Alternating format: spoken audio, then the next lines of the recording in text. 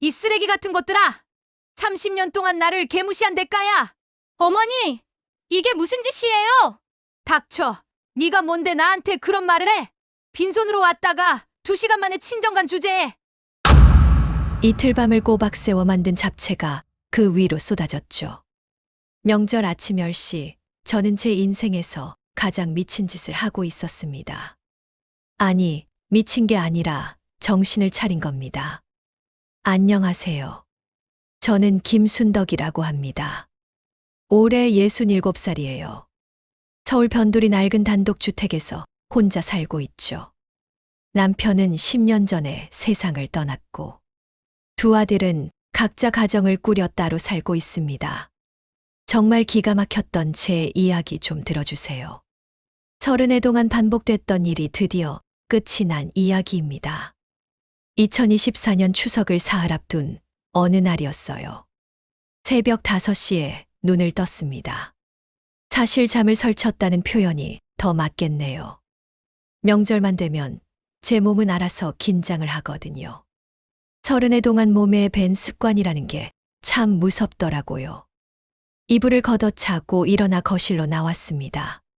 창문 밖은 아직 깜깜했어요. 가로등 불빛만이 희미하게 마당을 비추고 있었죠.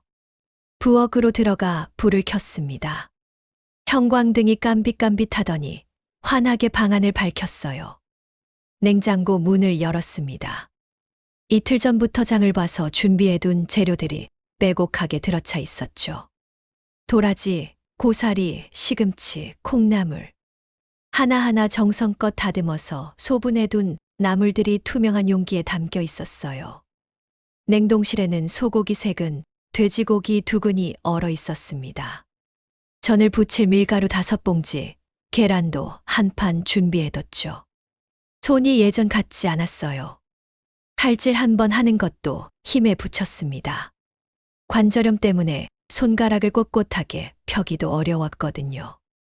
하지만 멈출 수가 없었어요. 아들들이 좋아하던 음식들, 손주들이 맛있다고 했던 전들을 하나하나 떠올리며 칼을 들었습니다. 도마 위에 도라지를 올려놓고 가늘게 채를 썰었어요. 뚝뚝뚝. 칼날이 도마를 두드리는 소리만이 고요한 새벽을 깨웠습니다. 6시가 되자 하늘이 조금씩 밝아오기 시작했어요. 저는 앞치마를 두르고 본격적으로 음식 준비에 들어갔습니다. 가장 먼저 갈비찜을 시작했죠. 소갈비를 찬물에 담가 핏물을 빼고 끓는 물에 데쳐서 기름기를 없앴어요. 양념장을 만들어 고기에 버무리고 무와 당근을 썰어 넣었습니다. 압력솥에 넣고 김이 나오길 기다렸죠. 칙칙. 압력솥에서 김이 세차게 뿜어져 나왔어요. 그 사이 잡채 준비를 했습니다. 당면을 삶아 찬물에 헹구고 시금치와 당근, 양파, 표고버섯을 각각 볶았어요. 하나하나 정성껏 볶아서 큰 볼에 담았습니다. 마지막으로 간장 양념을 만들어 모든 재료를 버무렸죠. 손목이 아팠어요. 팔뚝이 저렸습니다. 하지만 쉴 수가 없었어요. 이번이 마지막이야. 제 입에서 중얼거림이 새어나왔습니다. 스스로도 무슨 뜻인지 정확히는 몰랐어요. 그냥 그런 말이 나왔습니다. 가슴 한편이 답답했거든요. 작년 설날이 떠올랐어요.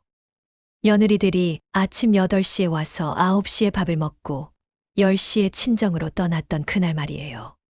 빈손으로 왔다가 빈손으로 간 그날이 자꾸만 머릿속을 맴돌았습니다.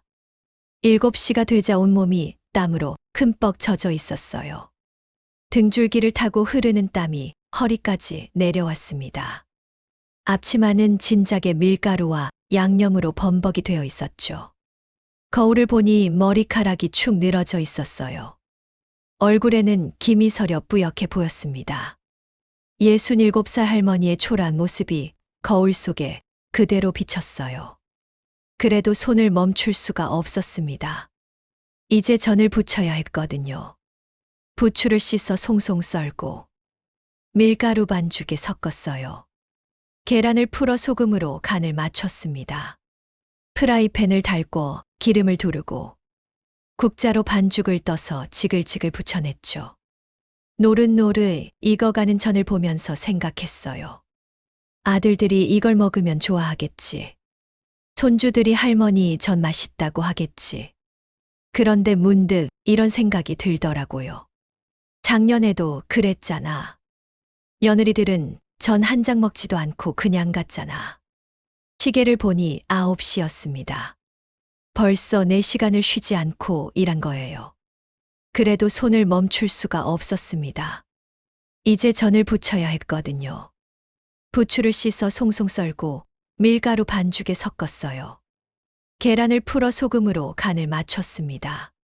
프라이팬을 달고 기름을 두르고 국자로 반죽을 떠서 지글지글 부쳐냈죠. 노릇노릇 익어가는 전에 고소한 냄새가 부엌 가득 퍼졌어요. 예전 같았으면 이 냄새만으로도 행복했을 텐데. 이상하게 오늘은 그냥 피곤하기만 했습니다. 큰아들 재호는 올해 41예요. 대기업에 다니는 과장인데 15년 전에 결혼했죠. 큰며느리 정미숙은 39살로 전업주부입니다.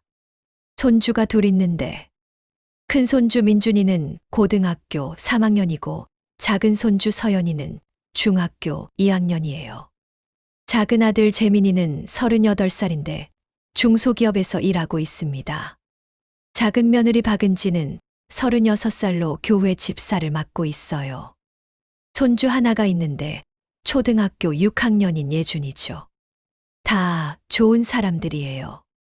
착하고 예의 바르고 저한테 함부로 대하거나 욕을 한 적도 없습니다. 그런데 문제는 그게 아니었어요. 그들은 저를 당연하게 여겼습니다. 시어머니가 명절 음식을 만드는 건 당연하고, 손주들 용돈을 챙겨주는 것도 당연하고, 아프거나 힘들어도 참는 것도 당연하다고 생각했던 거예요. 5년 전 추석이 떠올랐습니다. 그때도 이렇게 새벽부터 음식을 준비했었죠. 오전 11시쯤 재혼의 가족이 도착했어요. 차에서 내렸는데 손에 든 게 아무것도 없었습니다. 트렁크도 열지 않았어요. 저는 혹시나 하는 마음에 물었죠. 과일이라도 사왔니? 어머니, 요즘 과일이 너무 비싸서요. 다음에 사올게요. 미안한 기색도 없이 그렇게 대답했어요. 다음이라는 게 언제인지는 끝내 알 수 없었습니다. 그날 차례를 지내고 점심을 먹은 뒤 오후 2시쯤 됐을 거예요. 가방을 챙기기 시작했습니다. 어머니, 저희 친정에 가봐야 해서요. 엄마가 기다리신대요. 설거지도 안 하고 일어나더니 그냥 나가버렸어요. 재호도 아무 말 없이 따라 나갔죠. 저는 산더미 같은 설거지를 혼자 했습니다. 싱크대 앞에 서서 그릇을 닦으며 눈물이 났어요. 그런데 그게 서러워서 나온 눈물인지 화가 나서 나온 눈물인지 저도 잘 모르겠더라고요. 작년 설날은 더 심했습니다. 재민이네 가족이 아침 8시에 왔어요. 은지가 현관문을 열고 들어오는데 역시나 빈손이었습니다. 제가 물었죠. 떡이라도 사왔니? 어머니, 교회 새벽 기도 드리고 오느라 시간이 없었어요. 양해해 주세요. 양해를 구하는 말투는 정중했지만 얼굴엔 미안함이 없었어요. 그냥 형식적인 사과였습니다. 차례를 지내고 아침을 먹었는데 9시도 안 돼서 은지가 또 일어났어요. 어머니, 교회 주일 예배에 가야 해서요. 빨리 가봐야겠어요. 1시간도 안 있다가 간 겁니다. 밥 먹고 바로 나간 거예요. 저는 멍하니 텅 빈 거실에 앉아 있었습니다. 손주 예준이는 인사도 없이 그냥 나가버렸어요. 제가 준비한 세뱃돈 봉투는 받아가면서 말이죠. 그때부터였던 것 같아요. 제 마음속에 뭔가 조금씩 쌓이기 시작한 게요. 처음엔 그냥 서운함이었습니다. 그래도 1~2시간은 더 있다가 갔으면 좋겠는데. 하는 정도의 아쉬움이었죠. 그런데 그게 2번, 3번, 10번, 20번 반복되면서 서운함이 원망으로 바뀌었어요. 원망은 다시 분노로 변했고 분노는 결국 체념으로 굳어졌습니다. 며칠 전 일이에요. 재래시장에 장을 보러 갔었습니다. 무거운 장바구니를 들고 걸어오는데 옆집 박할머니를 만났어요. 박할머니도 장바구니를 들고 계셨죠. 순덕아, 또 명절 준비하니? 며느리들은 안 도와줘? 도와주긴요. 얼굴 보기도 힘들어요. 요즘 며느리들은 다 그래. 우리 때는 안 그랬는데 말이야. 박할머니의 위로 아닌 위로를 듣고 집에 돌아왔습니다. 현관문을 열고 들어서는데 갑자기 눈물이 왈칵 쏟아졌어요. 왜 우는지도 모르겠고 뭐가 그렇게 억울한지도 모르겠는데 그냥 눈물이 멈추지 않았습니다. 거실 소파에 주저앉아 한참을 울었어요. 그날 밤 잠이 오지 않아 핸드폰을 꺼냈습니다. 혹시나 하는 마음에 며느리들의 SNS를 들어가 봤어요. 미숙의 계정에는 사진이 잔뜩 올라와 있었습니다. 친정 식구들과 외식하는 사진, 친정 엄마랑 쇼핑하는 사진, 친정 조카들이랑 놀러 간 사진. 행복해 보였어요. 정말 행복해 보였습니다. 그런데 그 많은 사진 속에 저는 한 장도 없었어요. 은지의 SNS도 봤습니다. 교회 활동 사진들이 가득했어요. 찬양팀에서 노래하는 사진, 구역 예배 드리는 사진, 수요 예배 후 집사님들과 찍은 단체 사진. 사진마다 환하게 웃고 있었죠. 해시태그도 달려 있었어요. 감사합니다. 은혜로운 시간. 주님 사랑해요. 그런데 저와 찍은 사진은 단 한 장도 없었습니다. 시어머니와의 사진은 SNS에 올릴 만한 가치가 없는 모양이었어요. 핸드폰을 내려놓고 천장을 바라봤습니다. 형광등이 희미하게 깜빡이고 있었어요. 갑자기 의문이 들었습니다. 내가 왜 이렇게까지 해야 하지? 내가 뭘 잘못한 거지? 아니면 내가 너무 많은 걸 바라는 건가? 머릿속이 복잡했어요. 잠은 더욱 오지 않았습니다. 추석을 이틀 앞둔 저녁이었어요. 밤 9시쯤 됐을 거예요. 큰아들 재호한테서 전화가 왔습니다. 핸드폰 화면에 큰아들이라는 이름이 떴을 때 가슴이 두근거렸어요. 혹시 일찍 오겠다고 하나? 혹시 뭐 사갈 거 있냐고 물어보나? 기대하는 마음으로 전화를 받았습니다. 엄마, 나 재호야. 그래. 무슨 일이니? 엄마, 저희 추석 당일에 갈게요. 차가 막힐 것 같아서 일찍은 못 갈 것 같아요. 그래. 몇 시쯤 오는데? 글쎄요, 11시? 아니면 12시쯤? 교통 상황 봐서 연락드릴게요. 그게 다였어요. 안부 인사도 없고 뭐 필요한 거 있냐는 말도 없었습니다. 그냥 늦게 간다는 통보만 하고 전화를 끊었어요. 저는 핸드폰을 들고 한참을 멍하니 있었습니다. 뭔가 이상했어요. 명절인데 이렇게 사무적일 수가 있나 싶었죠. 1시간쯤 지났을까요? 이번엔 작은 아들 재민이한테서 문자가 왔습니다. 어머니, 저희 교회 새벽 기도 드리고 갈게요. 좀 늦을 수 있어요. 짧은 문자였어요. 전화도 아니고 문자로 보낸 겁니다. 이모티콘 하나 없는 무뚝뚝한 문자였죠. 저는 답장을 하려다가 그만뒀어요. 뭐라고 답을 해야 할지 모르겠더라고요. 그래, 알았다라고 하기엔 너무 서운했고, 왜 또 늦게 오니? 라고 하기엔 잔소리 같았습니다. 핸드폰을 내려놓고 거실을 서성였어요.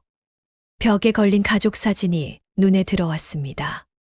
10년 전 남편이 살아있을 때 찍은 사진이었죠. 온 가족이 모여서 환하게 웃고 있었어요. 미숙도 웃고 있었고, 은지도 웃고 있었습니다. 그때는 정말 행복해 보였어요.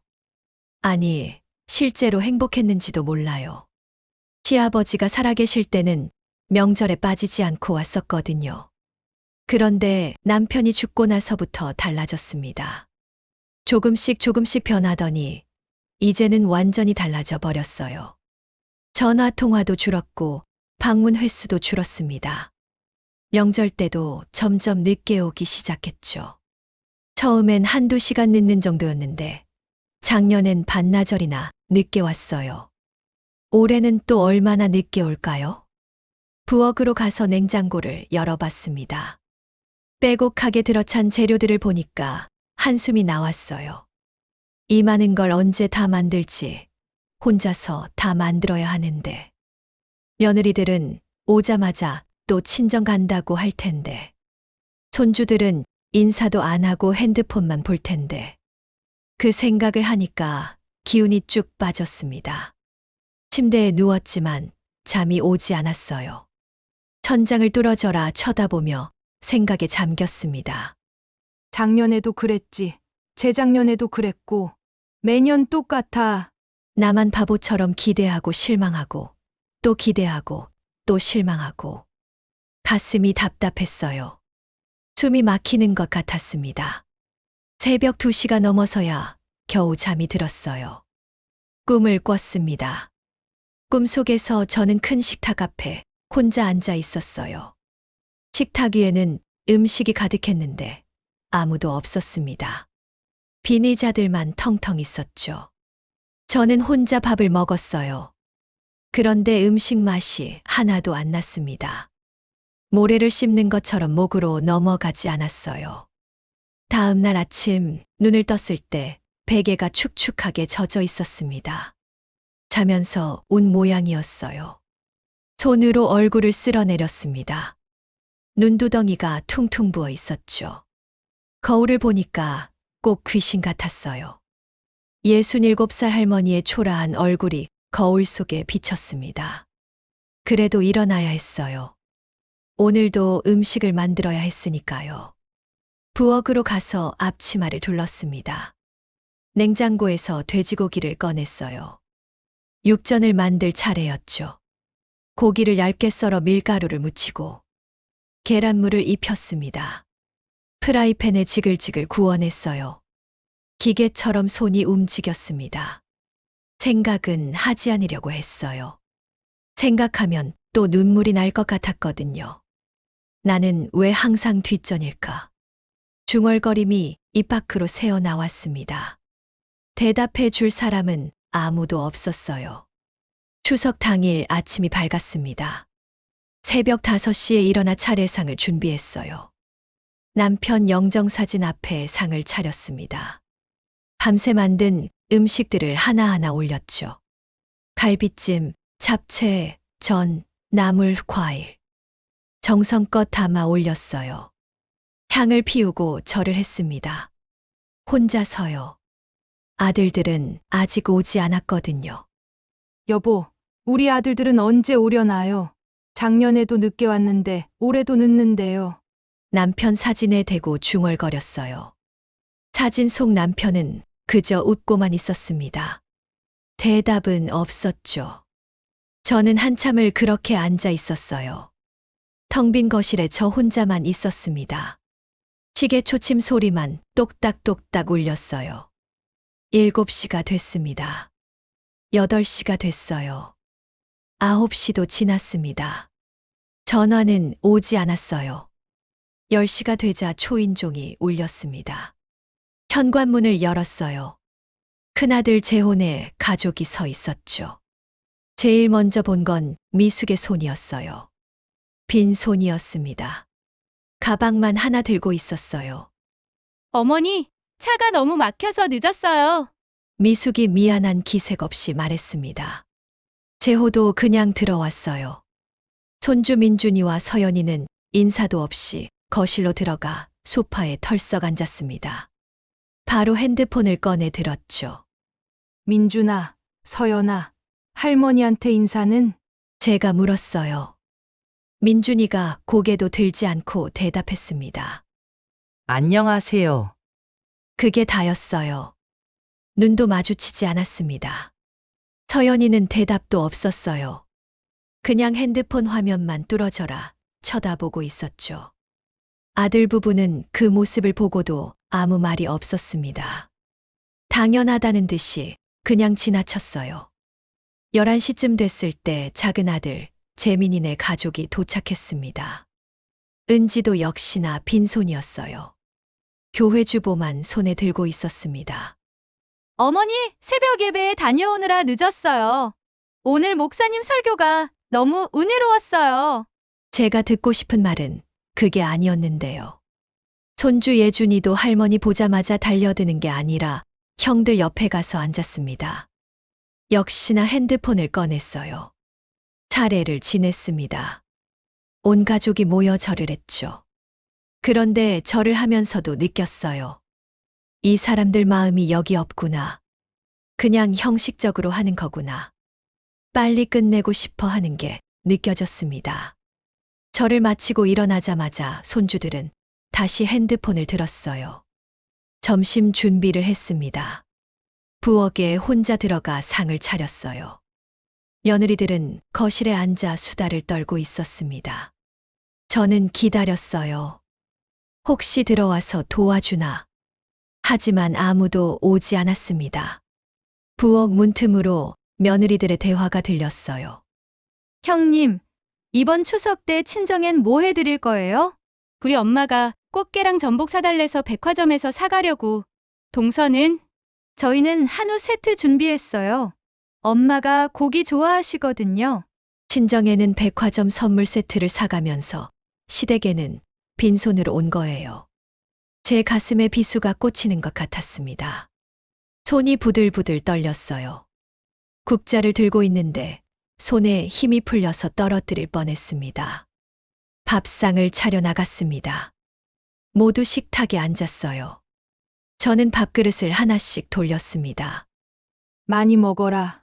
아무도 대답하지 않았어요. 그냥 젓가락을 들었습니다. 식사하는 동안 침묵만 흘렀어요. 저는 밥이 목으로 넘어가지 않았습니다. 식사를 마친 게 오후 1시쯤이었어요. 설거지를 시작하려는데 미숙이가 자리에서 일어났습니다. 가방을 챙기기 시작했어요. 제 심장이 쿵 내려앉았습니다. 또 시작이구나 싶었죠. 어머니, 저희 친정에 들러야 해서요. 저희 엄마가 기다리신대요. 미숙이 말했어요. 미안한 기색이라곤 전혀 없었습니다. 당연하다는 듯이 가방끈을 어깨에 걸었죠. 제호도 벌떡 일어나 차키를 꺼냈어요. 엄마, 저희 먼저 갈게요. 차 막히기 전에 가야 해서요. 은지도 따라 일어났습니다. 어머니, 저희도 교회 저녁 예배 가야 해서요. 오늘 특별 찬양 예배거든요. 빠지면 안 돼요. 제 입술이 바들바들 떨렸어요. 참았습니다. 참으려고 했어요. 그런데 입이 저절로 열렸습니다. 설거지는, 음식 정리는? 미숙이가 시계를 봤어요. 어머니, 저희 정말 늦었어요. 다음에 올 때 도와드릴게요. 다음이라는 게 언제인지는 말하지 않았습니다. 손주들도 현관으로 향했어요. 민준이가 지나가다가 거실 테이블 위에 놓인 세뱃돈 봉투를 집어들었습니다. 제가 미리 준비해둔 거였죠. 한 명당 10만 원씩 들어 있었어요. 고맙습니다. 그 한마디만 남기고 나가 버렸습니다. 서연이도 예준이도 똑같았어요. 봉투는 챙겨가면서 인사는 제대로 하지 않았습니다. 며느리들도 손주들도 모두 현관을 나섰어요. 재호와 재민이는 저를 쳐다보지도 않고 따라 나갔습니다. 대문이 쾅 닫혔습니다. 차 시동 거는 소리가 들렸어요. 2대의 차가 거의 동시에 출발했습니다. 저는 현관에 서서 그 소리를 들었어요. 점점 멀어지는 차 소리. 그 소리가 완전히 사라질 때까지 저는 꼼짝도 하지 못했습니다. 거실로 돌아왔어요. 텅 빈 집. 식탁 위에는 반쯤 남은 음식들이 어지럽게 놓여 있었습니다. 싱크대에는 설거지 거리가 산더미처럼 쌓여 있었고요. 저는 소파에 털썩 주저앉았어요. 힘이 쭉 빠졌습니다. 창밖을 바라봤어요. 해가 중천에 떠 있었습니다. 아직 오후 1시 30분밖에 안 됐어요. 명절 당일인데 이미 모두 떠나버렸습니다. 2시간도 안 있다가 간 겁니다. 차례 지내고 밥 먹고 세뱃돈 받아가고 그게 다였어요. 눈물이 주르륵 흘렀습니다. 이번엔 참을 수가 없었어요. 억지로 참으려고 했는데 눈물이 멈추지 않았습니다. 어깨가 들썩거렸어요. 소리 없이 울었습니다. 크느끼는 소리만이 텅 빈 거실에 울렸죠. 핸드폰을 집어들었어요. 재호한테 전화를 걸려고 했습니다. 전화번호를 누르다가 멈췄어요. 뭐라고 말하지? 왜 빨리 가냐고.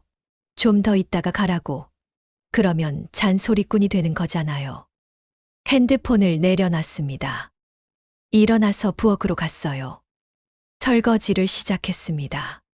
그릇을 닦으면서도 눈물이 멈추지 않았어요. 시야가 흐려져서 그릇이 제대로 보이지도 않았습니다. 손에서 그릇이 미끄러져 싱크대에 떨어졌어요. 쨍그랑. 깨지지는 않았지만 큰 소리가 났습니다. 30년 동안 뭘 한 거지? 나는 대체 뭘 한 거야? 중얼거렸어요. 대답해 줄 사람은 없었습니다. 저는 계속 그릇을 닦았어요. 기계처럼 손을 움직였습니다. 생각하고 싶지 않았거든요. 설거지를 끝내고 거실로 나왔습니다. 시계를 보니 오후 4시였어요. 남은 음식들을 정리해야 했습니다. 냉장고에 하나씩 넣었어요. 갈비찜, 잡채, 전, 나물. 이틀 밤을 새워 만든 음식들이었습니다. 그런데 절반도 먹지 않았어요. 소파에 다시 앉았습니다. 멍하니 천장을 바라봤어요. 형광등이 희미하게 깜빡이고 있었습니다. 가슴 속에서 무언가가 뜨겁게 끓어올랐어요. 분노였을까요? 서러움이었을까요? 아니면 허무함이었을까요? 잘 모르겠어요. 그냥 가슴이 너무 답답했습니다. 밤 9시가 됐어요. 저는 아직도 소파에 앉아 있었습니다. 저녁도 먹지 않았어요. 배가 고프지 않았거든요. 아니, 정확히는 먹고 싶지 않았습니다. 이 많은 음식이 있는데 혼자 먹기가 싫었어요. 결심했습니다. 이대로는 안 돼. 뭔가 해야 해. 더 이상 이렇게 살 수는 없어. 다음 날 아침이었어요. 눈을 떴을 때 결심이 서 있었습니다. 더 이상 참지 않기로 했어요. 이렇게 사는 건 제 인생이 아니라는 걸 깨달았거든요. 침대에서 일어나 부엌으로 갔습니다. 냉장고 문을 활짝 열었어요. 빼곡하게 들어 찬 음식들이 보였습니다. 갈비찜, 잡채, 전, 나물, 과일. 이틀 밤을 새워 만든 것들이었죠. 저는 큰 쓰레기 봉투를 꺼냈어요. 손이 떨렸습니다. 하지만 멈추지 않았어요. 갈비찜 그릇을 들어 봉투 안에 쏟아부었습니다. 고기와 국물이 봉투 속으로 떨어졌어요. 잡채도 버렸습니다. 전도 버렸어요. 나물도, 과일도 전부 버렸습니다. 하나도 남기지 않았어요. 봉투가 금방 가득 찼습니다. 두 번째 봉투를 꺼냈어요. 냉장고를 완전히 비울 때까지 멈추지 않았습니다. 이웃집 김할머니가 마당으로 들어오셨어요. 쓰레기 버리러 나가는 저를 보셨나 봅니다. 순덕아, 그게 뭐니? 음식 아니니? 네, 음식이에요. 버리는 거예요. 아니, 왜? 명절 음식인데 왜 버려? 아까운데. 이제 안 할 거예요. 명절 음식 만드는 거 이제 그만할 거예요. 김할머니가 놀란 표정으로 저를 바라봤습니다. 하지만 저는 신경 쓰지 않았어요. 쓰레기 봉투를 대문 밖에 내놨습니다. 집으로 돌아와 핸드폰을 들었어요. 손가락이 떨렸지만 문자를 작성하기 시작했습니다. 앞으로 명절에 오지 마. 나도 이제 내 인생 살 거야. 큰아들 재호한테 보냈어요. 작은아들 재민이한테도 보냈습니다. 전송 버튼을 누르는 순간 가슴이 두근거렸어요.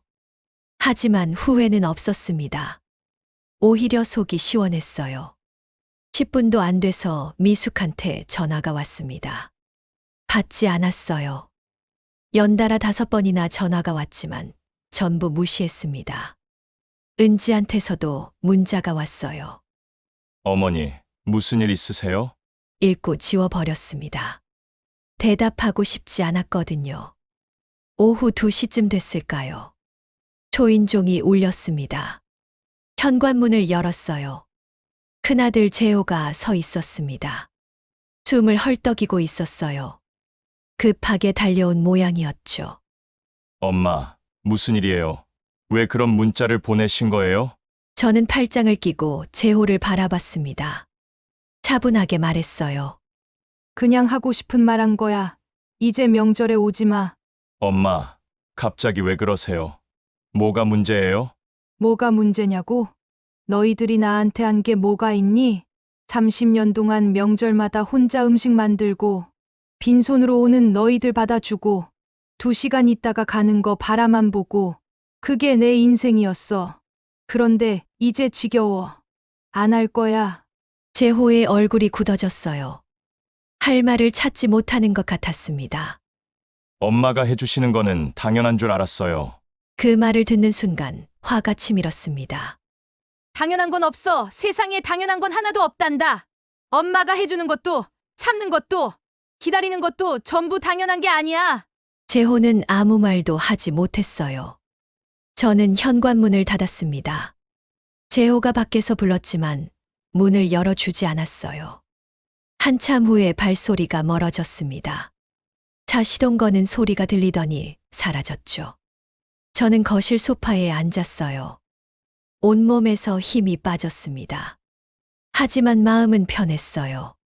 30해 만에 처음으로 제 마음을 말한 겁니다. 후련했어요.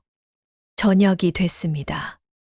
혼자 간단하게 라면을 끓여 먹었어요. 맛있었습니다. 정말 오랜만에 맛있게 먹었어요. 그로부터 사흘이 지났어요.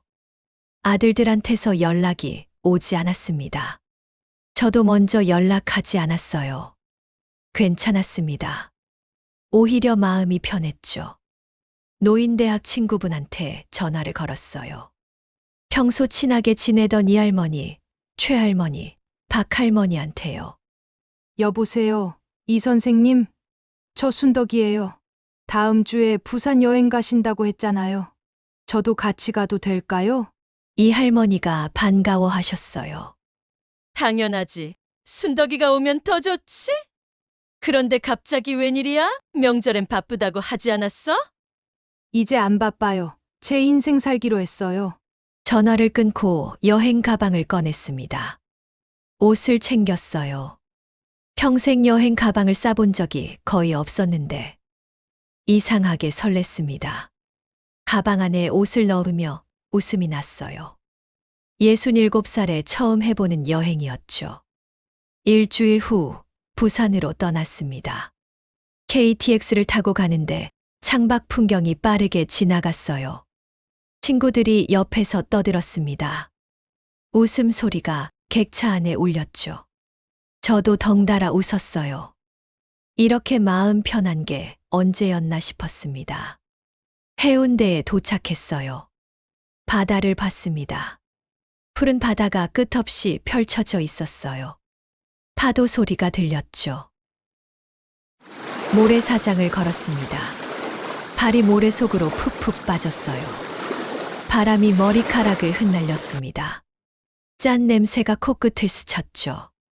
순덕아, 회 먹으러 가자. 최할머니가 제 팔을 잡았어요. 횟집에 들어갔습니다. 싱싱한 회가 나왔어요. 생전 처음 먹어보는 광어회였습니다. 입에 넣자 부드럽게 녹았어요. 맛있었습니다. 정말 맛있었어요. 이렇게 사는 것도 괜찮네요. 제 입에서 중얼거림이 나왔어요. 친구들이 웃었습니다. 당연하지. 우리도 인생 즐기며 살아야지. 사흘 동안 부산에 있었어요. 매일 바다를 보러 갔고 맛있는 음식을 먹었습니다. 밤에는 호텔방에서 친구들과 수다를 떨었죠. 오랜만에 행복했어요. 진짜 행복이었습니다. 서울로 돌아왔습니다. 집 대문을 열고 들어서는데 현관 앞에 과일 박스가 놓여 있었어요. 박스를 열어봤습니다. 사과와 배가 가득 담겨 있었죠. 쪽지가 붙어 있었어요. 어머니, 죄송합니다. 정미숙 올림. 며칠 후 초인종이 울렸습니다. 문을 열었어요.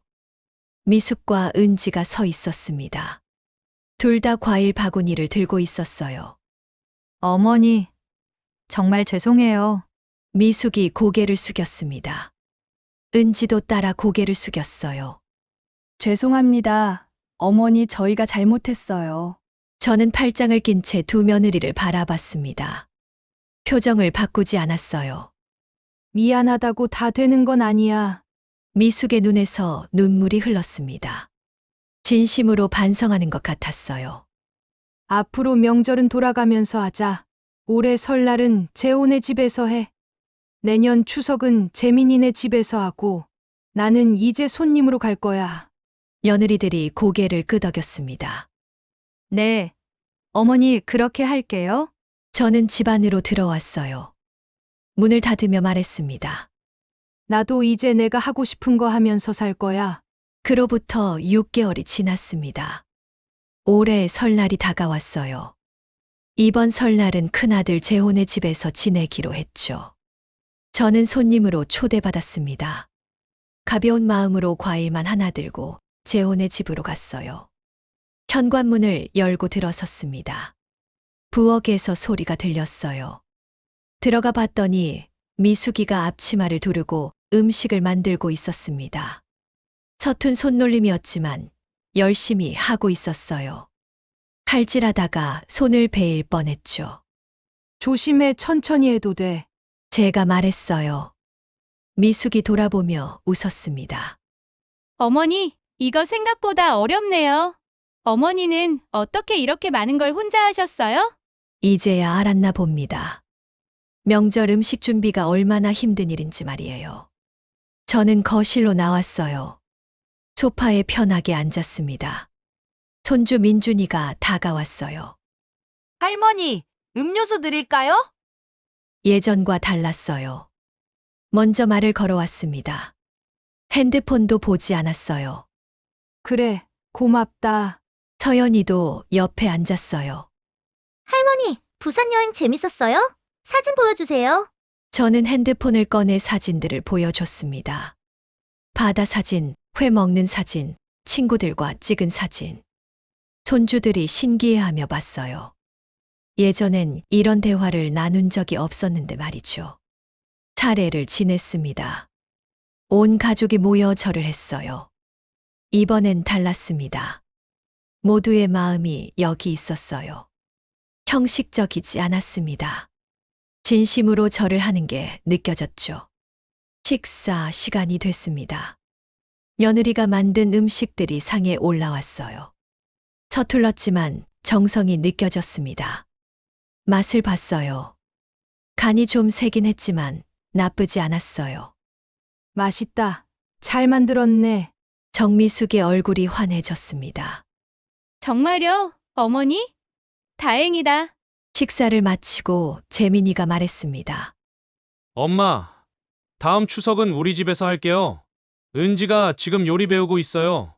박은지가 고개를 끄덕였어요. 저 요리 학원 다니고 있어요.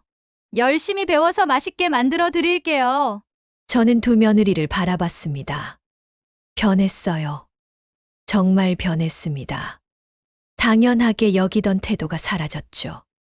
이제는 감사할 줄 알게 됐어요. 집으로 돌아오는 길이었습니다. 재호가 차로 바래다 줬어요. 차 안에서 재호가 말했습니다. 엄마, 죄송해요. 이제야 깨달았어요. 엄마가 얼마나 힘들었는지. 저는 창밖을 바라보며 말했어요. 알면 됐어. 앞으로 잘하면 돼. 집에 도착했습니다. 현관문을 열고 들어섰어요. 혼자 사는 집이지만 외롭지 않았습니다. 노인대학도 다니고 친구들과 여행도 다니고 하고 싶은 걸 하며 살고 있으니까요. 거실 소파에 앉았습니다. 창밖으로 달이 보였어요. 환한 보름달이었습니다. 달빛이 거실을 은은하게 비췄죠. 저는 남편 사진을 바라봤어요. 여보, 이제 마음이 참 편해요. 제가 진짜 원하던 게 이거였나 봐요. 사진 속 남편은 웃고 있었어요. 제 이야기 들어주셔서 감사합니다. 저는 67년을 살면서 깨달았어요. 희생만이 미덕은 아니라는 거요. 자신을 소중히 여기지 않으면 남들도 나를 소중히 여기지 않습니다. 당연하게 여겨지는 삶을 살지 마세요. 여러분도 존중받을 자격이 있어요. 여러분도 행복할 권리가 있습니다. 명절이 두렵지 않아요. 이제는 즐거운 날입니다. 가족들이 저를 배려하고 제가 가족을 배려하죠. 서로 감사할 줄 알게 됐습니다. 관계가 변했어요. 그 시작은 제가 당당해진 거였습니다. 여러분도 당당하게 사세요. 참지만 말고 말해야 할 건 말하세요. 내 인생의 주인공은 바로 나입니다.